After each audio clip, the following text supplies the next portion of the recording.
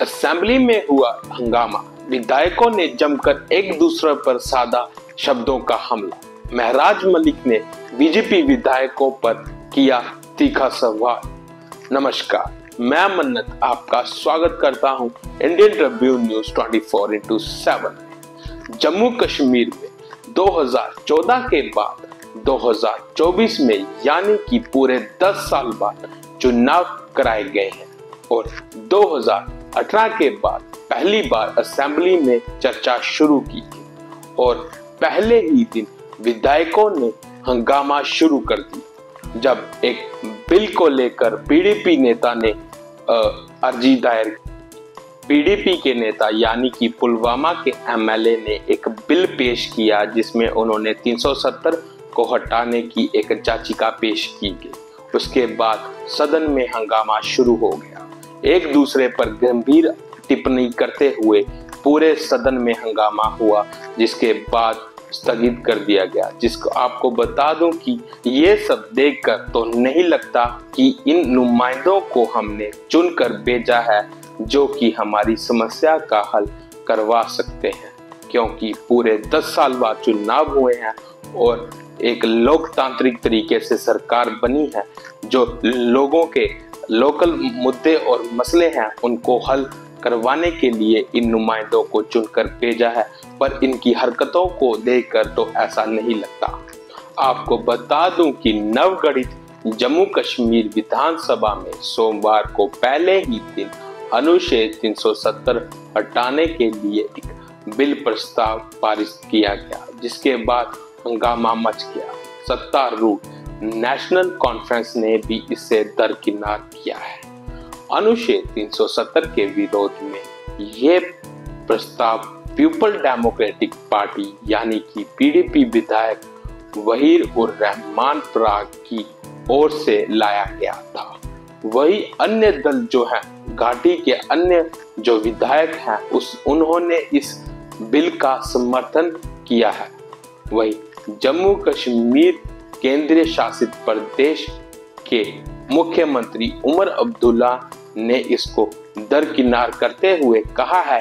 National conference ने कहा कि पुलवामा से पीडीपी विधायक पराग ने ये कदम इस मुद्दे पर जम्मू कश्मीर सरकार के प्रस्ताव को दरकिनार करने के उद्देश्य से उठाया है। हालांकि सत्तारूढ़ पार्टी ने कहा कि हमें उम्मीद है कि सत्र के दौरान जब सत्ता पक्ष द्वारा ये बिल पेश किया जाएगा तो सभी विधायक इसका समर्थन करेंगे।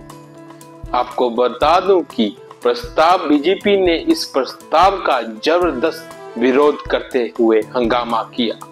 सत्तारूढ़ नेशनल कॉन्फ्रेंस ने एक्स पर पोस्ट करते हुए कहा कि पीडीपी विधायक द्वारा किया गया ये बहुत ही चतुरपूर्ण प्रयास था। इस प्रस्ताव को पेश करने का सरकार के कदम को विफल करना था। पुलवामा के विधायक पराग ने अनुच्छेद 370 को हटाने को बहाल करने तथा पूर्ण राज्य का दर्जा बहाल करने का पेश किया गया था। उम्मीद है कि सत्र के दौरान जब वह इस बिल को पेश करेंगे तो सभी विधायक इसका समर्थन करेंगे।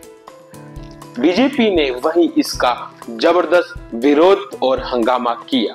सत्तारूढ़ पार्टी नेशनल कॉन्फ्रेंस ने कहा कि ट्विटर पर पोस्ट करते हुए लिखा कि पीडीपी विधायक द्वारा ये एक बहुत ही चालाकीपूर्ण प्रयास था।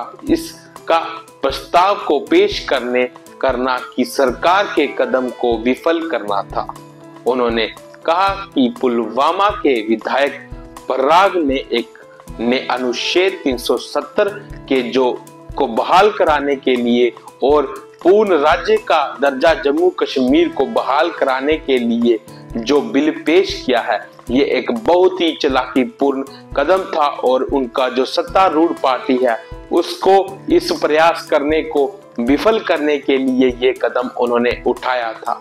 वही आपको बता दूं कि अब्दुल रहमान रादिर जो कि 7 बार के विधायक बने हैं इस बार असेंबली के अंदर, उन्हें इसका असेंबली का अध्यक्ष चुना गया है। अध्यक्ष चुने जाने के बाद पराग ने तुरंत ही बिल पेश कर दिया और उस बिल का जबरदस्त विरोध करते हुए बीजेपी विधायकों ने हंगामा किया और सभी 28 पार्टी विधायकों ने अपनी सीट पर खड़े हो गए। बाद में पराग ने कहा कि उनका इस प्रस्ताव को पेश करने का मकसद केवल एनसी के फाउंडर शेख मोहम्मद अब्दुल्ला के दिशा निर्देशों को बहाल कराने की एक कोशिश थी।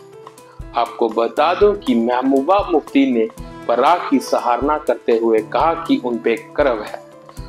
पराग के इस फैसले पर महबूबा मुफ्ती यानी कि जो पीडीपी के अध्यक्ष हैं इस समय मौजूदा में, उन्होंने एक्स पर पोस्ट करते हुए लिखा कि जो 370 की बहाली और पूर्ण राज्य के दर्जे को बहाल कराने के लिए जो पराग का एक बिल पेश किया गया असेंबली में, उसकी सराहना करते हैं और हमें उन पर गर्व है।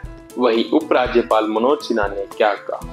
मनोज सिन्हा ने सोमवार को कहा कि विधानसभा चुनावों में भारी मतों से लोगों ने लोकतांत्रिक प्रक्रिया में हिस्सा लिया और उस पर अटूट विश्वास दर्शाया है, किंतु पूर्ण राज्य के दर्जे को बहाल कराने के लिए अभी भी आकांक्षा लोगों के अंदर प्रबल है। उन्होंने कहा कि मंत्रिपरिषद ने हाल ही में राज्य का दर्जा बहाल कराने के लिए निर्धारित समय में एक सर्वसहमति प्रस्ताव पेश किया है। ये सामूहिक इच्छा दर्शाता है और इस हासिल करने के लिए सभी एकजुट टीम के रूप में मिलकर काम करना हो की सहमति जतानी होगी। लोगों को सरकार से बहुत उम्मीद है। सभी हितों के लिए लोगों की उम्मीद और आकांक्षाओं को पूरा करने के लिए सरकार को पूर्ण सहमति देनी होगी और अपना पूर्ण समर्थन और विश्वास रखना होगा। वही आम आदमी पार्टी के विधायक महराज मलिक ने बीजेपी विधायकों को जाहिलों की जमात बताया है। ये बयान महराज मलिक ने शाम को अपने सोशल मीडिया हैंडल पर लाइव आकर उनके द्वारा कहा गया है, जब वह बता रहे थे कि असेंबली के अंदर पूरा मामला क्या हुआ था। आपको बता दूं कि जम्मू कश्मीर विधानसभा के पहले सत्र के बीच कल कुछ ऐसा होने वाला था जिसको कोई भी देशभक्त भारतीय देखना पसंद नहीं करेगा। पाकिस्तान प्रस्त कश्मीर के अलगाववादी नेता शाहिद अली गैलानी की तारीफ में कल केंद्र शासित प्रदेश में की विधानसभा में उसकी तारीफ में कल कसीदे पढ़े जाने थे। जी हाँ, उमर अब्दुल्ला सरकार ने गिलानी के नाम उन दिवंगत नेताओं की सूची में डाला है जिन्हें कल जम्मू कश्मीर विधानसभा में श्रद्धांजलि दी जानी थी। जम्मू कश्मीर से 3 बार विधायक रह चुका है गिलानी का ये सपना था कि घाटी का विलय पाकिस्तान से हो जाए। देश विरोधी ताकतों को बल देने वाला गिलानी को उमर अब्दुल्ला सरकार ने वरिष्ठ सम्मान से सम्मानित करने का फैसला किया है। जम्मू कश्मीर विधानसभा में जिन नेताओं को श्रद्धांजलि दी जाएगी उनमें से पूर्व राष्ट्रपति प्रणब मुखर्जी, पूर्व लोकसभा अध्यक्ष सोमनाथ चटर्जी, पूर्व राज्यपाल जगन मोहन मल्होत्रा और हाल ही में दिवंगत बीजेपी विधायक देवेंद्र सिंह राणा शामिल। आपको बता दूं कि कश्मीरी पंडितों का दुश्मन रहा है गिलानी। गिलानी की साल 2021 में मौत हो गई थी। संसद हमले के मामले में उन्हें आरोपी बनाया गया था। हाल ही में कोर्ट ने उन्हें आरोप से बाहर कर दिया है। ये था पूरा मामला। और जानकारी के लिए